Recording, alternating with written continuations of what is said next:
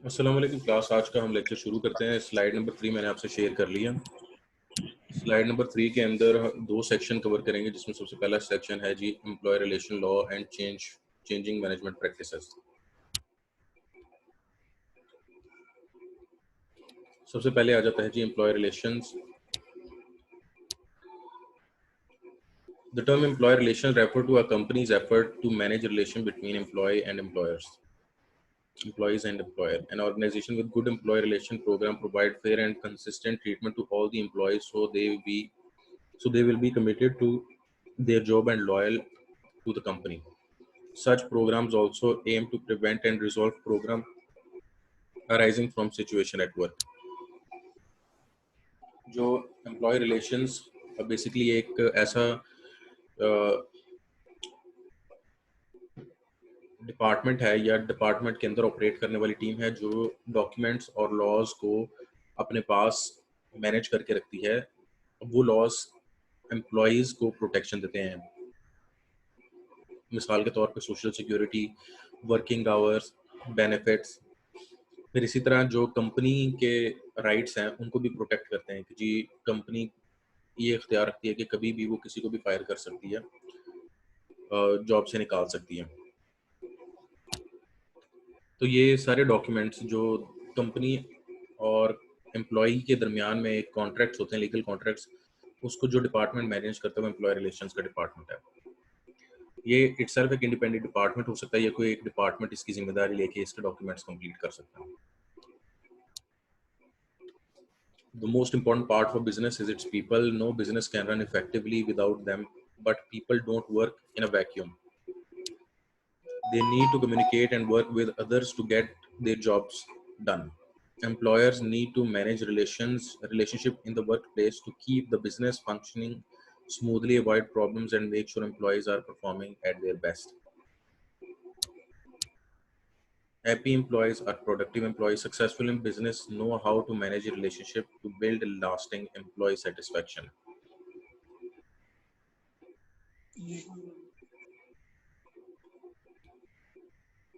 Employee relation is about the rules governing employment. Most of the time, it is the employer who decide the terms and conditions or rules of employment. These rules include anything from pay and normal working hours to health and safety rules. जो social rights हैं employee के, मुलाजिम के, उनको जो rules कवानीन protect करते हैं वो एम्प्लॉय रिलेशन डॉक्यूमेंट के अंदर आएंगे। In most industrial countries, such unilateral regulation of employment by management is not the only way of deciding and administrating the rules governing employment. Employers have recognized trade unions for collective bargaining purposes. Managers negotiate with trade unions officials in order to reach collective agreement about pay and other conditions of the employment. जो ये employ relations का जो document है ना, basically ये एक company maintain करती है, क्योंकि कंपनी की जिम्मेदारी है, तो वो अपने मफाद में ये कवानीन बना सकती है। वो अपने मफाद में कह सकती है कि जी हम छुट्टी के पैसे नहीं देंगे, हम वर्किंग आवर्स को एक्सटेंड करेंगे, हम 9 घंटे की बजाय 12 घंटे हम काम लेंगे। तो ये कंपनी के डॉक्यूमेंट्स हैं जो कि वो अपने मफाद में बनाना चाहेगी, लेकिन जो एम्प्लॉई हैं उनके पास जो एक तरीका है अपने हकूक मनवाने का, वो यूनियंस हैं। तो जो एम्प्लॉय की यूनियन है उनको भी लीगल प्रोटेक्शन मिलती है। बहुत सारे ममालिक हैं जहाँ पे कानूनी तौर पर यूनियन बनाने की इजाज़त है किसी भी ऑर्गेनाइजेशन की।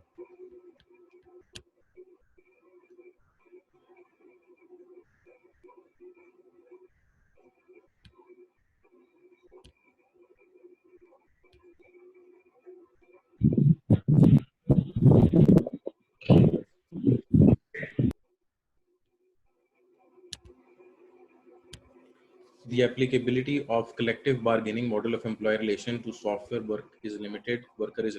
Trade union have made little impact among software workers. So terms and conditions are largely set by the employers and managers.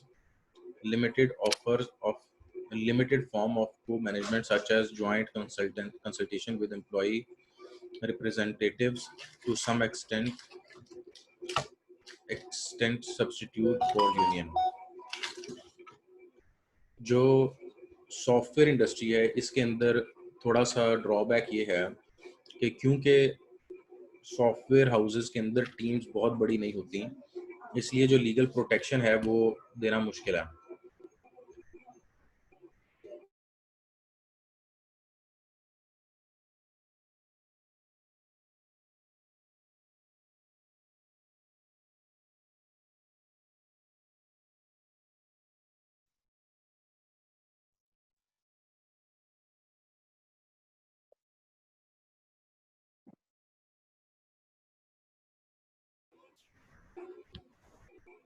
अच्छा जी, दी एप्लीकेबिलिटी, हाँ जी, हम इस सिनेरियो में हैं कि सॉफ्टवेयर हाउसेस में यूनियन जो है वो देखा गया कि बहुत कम होती हैं। उसके पीछे वजह ये है कि जो यूनियंस को प्रोटेक्शन मिलती है मुख्तलिफ मुल्कों के कवानीन के मुताबिक, उसकी कंडीशंस ये भी हैं कि यूनियन तब बनेगी जब मिनिमम नंबर ऑफ एम्प्लॉई उस यूनियन के अंदर 25 होंगे। तो इशू ये है कि जो मेजॉरिटी सॉफ्टवेयर हाउसेस हैं, अगर उनका चार्ट बनाया जाए तो 95% या तकरीबन 90% सॉफ्टवेयर हाउसेस जो हैं वो मैक्सिमम 10 to 20 एम्प्लॉय अपने मेंटेन करते हैं। क्यों? क्योंकि जो सॉफ्टवेयर डेवलपमेंट है वो फिजिकल लेबर इंटेंसिव नहीं है, वो फिजिकल लेबर रिलेटेड नहीं है जहाँ पे आपको मजदूर तबका दिहाड़ी पे रखना पड़े। आप डेवलपर हायर कर रहे हो जो कि एक महीने में कई प्रोजेक्ट्स के ऊपर काम कर सकता है और 2-3 डेवलपर मिलके कई सारे प्रोजेक्ट्स को कंप्लीट कर सकते हैं। ये ड्रॉबैक है कि जी सॉफ्टवेयर इंडस्ट्री के अंदर जो यूनियंस हैं उनका डाटा कम आता है कि जी ये प्रोटेक्शन, एम्प्लॉय प्रोटेक्शन के अंदर सॉफ्टवेयर हाउसेस लैग करते हैं एज कम्पेयर टू बाकी industry.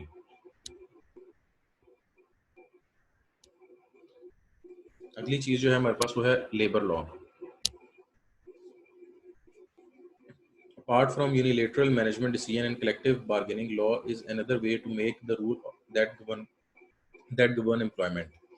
Labor law is a part of law that deal with the individual and legal person in their capacity as employee or employer and is concerned with work and relationships arising from it. Labor law is concerned with both the collective and individual aspect of the employment relationship. जो labour laws हैं ये उन laws का document है जो company maintain करती है और इन लॉज के तहत कंपनी और एम्प्लॉयज़ को प्रोटेक्शन मिलती है। ये जो एम्प्लॉय रिलेशंस हैं उस डॉक्यूमेंट का हिस्सा है। जो लेबर लॉज हैं वो 2 किस्म के हैं, एक हैं कलेक्टिव लेबर लॉज और एक हैं individual labour law.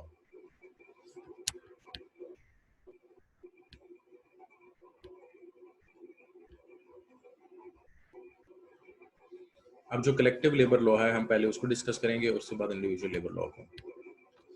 Collective labour law deals with collective industrial behaviour and institution for regulation of employees relations such as trade union and collective bargaining. It basically concerns the relationship between employee and employers and trade union. जब employ मुलाजमीन किसी भी organisation के इकट्ठे हो जाते हैं तो वो इकट्ठे होकर मुख्तलिफ यूनियंस बनाते हैं, और जो यूनियन के थ्रू डिमांड्स रखी जाती हैं वो आपके कलेक्टिव लॉ के थ्रू कवर होंगी। इवन के जो यूनियन बनाने की इजाज़त है कि नहीं है वो भी कलेक्टिव लॉ कवर करेगा। उसके बाद आ जाता है जी हम ट्रेड यूनियन को थोड़ा डेप्थ में अब डिस्कस करेंगे। Trade unions are organisation Trade unions are organized group of workers who engage in collective bargaining with employers. Some countries require union to form particular procedures in pursuit of their goal. For example, some countries require that union pool the membership to approve the strike. Laws may govern the circumstances and procedure under the union and under which unions are formed. They may guarantee the right to join a union or remain silent in this respect. Some legal code allow union to obligate their members, such as the requirement to comply with the majority decision in a strike vote. अच्छा class, जो जब union बनाई जाती है तो union को कुछ benefits हासिल होते हैं और यूनियन के ऊपर जिम्मेदारी आती है कुछ। सबसे पहले तो जो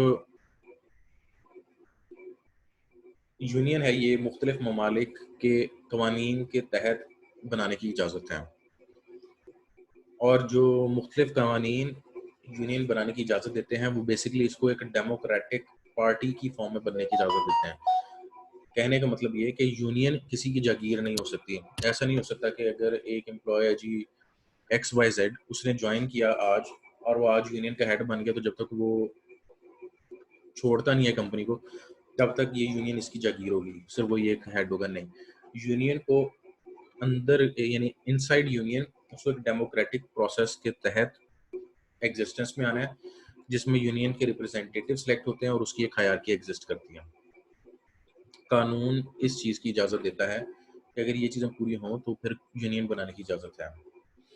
उसके अलावा यूनियन के पास ये इख्तियार है कि वो कंपनी से जो जो मुलाजमीन हैं उनके हकूक़ के ऊपर मुतालबात पेश करके मनवाने का इख्तियार उनके पास है। ये मनवाने का इख्तियार जो है वो लीगल एग्रीमेंट जो कि जो एम्प्लॉय रिलेशंस है उसके अंदर लिखा जाएगा कि यूनियन के पास क्या-क्या इख्तियार है। और जो यूनियन है उसके अंदर वोटिंग का सिस्टम होगा जिसमें यूनियन के मेंबर्स को सिलेक्ट किया जा सकता है या उतारा जा सकता है। दूसरी चीज़ जो हमारे पास है कलेक्टिव एम्प्लॉय लॉ के अंदर, लेबर लॉ के अंदर, वो है work place participation, a legal binding right for workers as a group of participation in the workplace management is acknowledged in some sort in some form in most developed countries.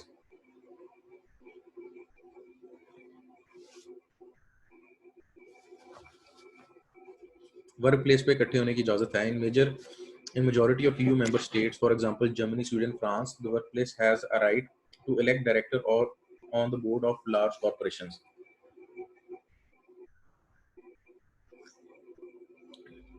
जो work place participation है basically ये unions को या collective people को इस चीज़ का इख्तियार देती है कि ना सिर्फ वो मुतालबात अपने प्रेजेंट कर सकें, अगर ऑर्गेनाइजेशन का साइज बड़ा है, थाउजेंड्स ऑफ एम्प्लॉय हैं या एक बड़ी ऑर्गेनाइजेशन है, तो मैनेजर्स से लेके बोर्ड ऑफ डायरेक्टर्स तक, जिसमें से सारे नहीं लेकिन एक तिहाई बोर्ड ऑफ डायरेक्टर्स को सिलेक्ट करने का इख्तियार यूनियंस या कलेक्टिव पीपल के पास आता है। वोट के जरिए वो डायरेक्टर्स को या मैनेजर्स को सिलेक्ट कर सकते हैं।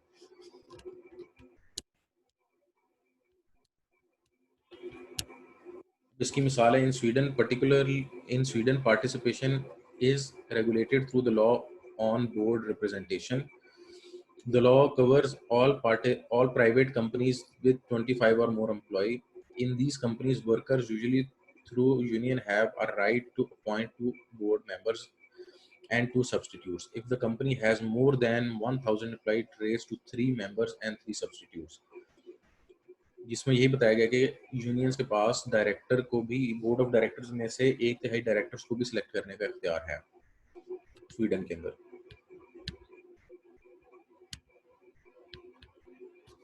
इंफॉर्मेशन एंड कंसल्टेशन, ये जी थर्ड है कलेक्टिव लेबर लॉ का हिस्सा। Workplace law in many countries require that employers consult their workers on various issues.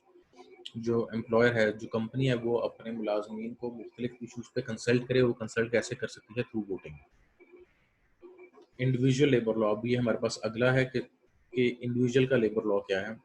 Individual employment law regulates the individual employment relationship as it arise from the contract of employment। जो individual labour law है वो सारे का सारा depend करता है contract of employment पे। Contract of employment क्या है? जब कोई भी मुलाजिम कंपनी ज्वाइन करता है, उसका इंटरव्यू, सबसे पहले ज्वाइन करने से पहले उसका इंटरव्यू किया जाता है। इंटरव्यू में वो शॉर्ट लिस्ट होता है, फिर उसको कंपनी सेलेक्ट जब करती है तो उसको एक ज्वाइनिंग लेटर देती है। ज्वाइनिंग लेटर एक लीगल एग्रीमेंट है एक मुलाजिम और कंपनी के दरमियान में। अब इस लीगल लेटर के अंदर वो सारी टर्म्स एंड कंडीशंस लिखी गई हैं जो इंडिविजुअल एम्प्लॉय को भी प्रोटेक्ट करती हैं। मिसाल के तौर पे आपके वर्किंग आवर्स क्या होंगे, आपको कितनी छुट्टियां मिलेंगी, कितनी छुट्टियां पेड होगी, कितनी अनपेड होगी, आपकी इंश्योरेंस होगी नहीं होगी, आपको ट्रैवलिंग एक्सपेंस मिलेगा नहीं मिलेगा, आपको रिहाइश मुयसर, आपको रिहाइश प्रोवाइड की जाएगी नहीं की जाएगी। ये सारे जो सोशल सिक्योरिटीज हैं इंडिविजुअल की, एम्प्लॉय की, ये भी कंपनी आइडेंटिफाई करेगी। लेकिन कंपनी अपना हक भी बताएगी। कंपनी ये भी कहेगी कि मुझे इख्तियार है कि मैं जब चाहूँ आपको कंपनी से बाहर निकाल दूँ। ये हर कंपनी के पास, हर प्राइवेट कंपनी के पास ये इख्तियार है। और ये जो इख्तियार है ये कानून के तहत, यानी उस मुल्क के कानून के तहत उनके पास है। तो जो कॉन्ट्रैक्ट ऑफ एम्प्लॉयमेंट होता है ये दोनों को प्रोटेक्शन देता है। ये एम्प्लॉयर को भी प्रोटेक्शन देता है और एम्प्लॉय को भी। उसके बाद है जी employment terms. The basic feature of labour law is almost every in almost every country is that the right and obligations of the workers and the employer are mediated through a contract of employment between the two। जो contract दो के दरमियान में sign होगा उसके तहत जो labour laws implement किए जाएंगे। Many contract terms and conditions are covered by legislation और common laws. The US for example In the US, for example, the majority of the state laws allow for employment to be at will, meaning the employer can terminate an employee from a position for any reason, so long as the reason is not explicitly prohibited. And conversely, an employee may quit at any time for any reason, for no reason, is just required to give a prior notice। जो America के अंदर जितनी भी private companies हैं उनके मुताबिक company के पास किसी भी वक्त किसी को भी निकालने का इख्तियार है नौकरी से। और जो मुलाजम है उसके पास भी इख्तियार है, वो कभी भी कंपनी को छोड़ सकता है, लेकिन छोड़ने से पहले उसने एक नोटिस देना है कि मैं कंपनी छोड़ना चाह रहा हूँ। ये जो नोटिस है ये कितना टाइम पहले देना है, ये उन दोनों के दरमियान में जो उसका एम्प्लॉयमेंट एग्रीमेंट है उसमें फाइनल कर लिया जाएगा कि जी 1 हफ्ता पहले छोड़ने का नोटिस देना है कि 1 महीने पहले वो छोड़ने का नोटिस दे सकता है। जो आज के लेक्चर की आखिरी स्लाइड है वो है जी employment terms. Another example of employment term in many countries is the duty to provide written particulars for employment to any employ. ये जो लीगल एग्रीमेंट है ये रिटन फॉर्म में हर एम्प्लॉय को देना जरूरी है। ये साइन करा के बेशक कंपनी अपने पास रख ले, लेकिन इसकी एक फोटो कॉपी आपके पास होना जरूरी है। The aim is to allow the employee to know concretely what to expect and what is expected. इस कॉन्ट्रैक्ट के तहत ये साफ वाजे बता दिया जाएगा कि आपसे क्या एक्सपेक्ट किया जा रहा है और कंपनी से आप क्या एक्सपेक्ट कर सकते हैं। It covers items including compensation, holidays, illness, rights, notices, and in the event of dismissal and job descriptions। ये सारे इस लीगल कॉन्ट्रैक्ट का हिस्सा हैं। क्लास यहाँ पे हमारा लेक्चर एंड होता है। आप लोगों को कोई क्वेश्चन है तो पूछ लें।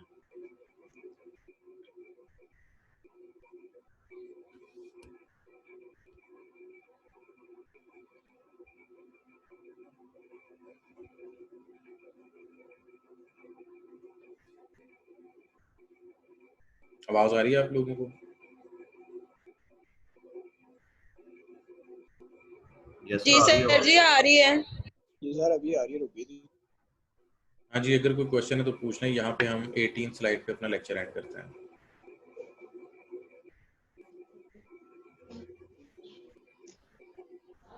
अगर क्वेश्चन नहीं है तब भी बता दें।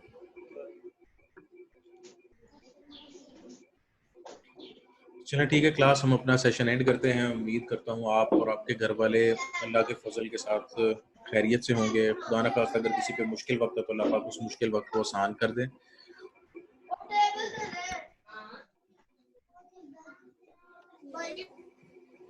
आप अपने आप मुझे और बाकी क्लास वालों को अपनी दुआ में याद रखिएगा। ना उम्मीद नहीं होना। इंशाल्लाह हम कल लेक्चर में दोबारा मुलाकात करते हैं। ओके स्टूडेंट्स, खुदा हाफिज़।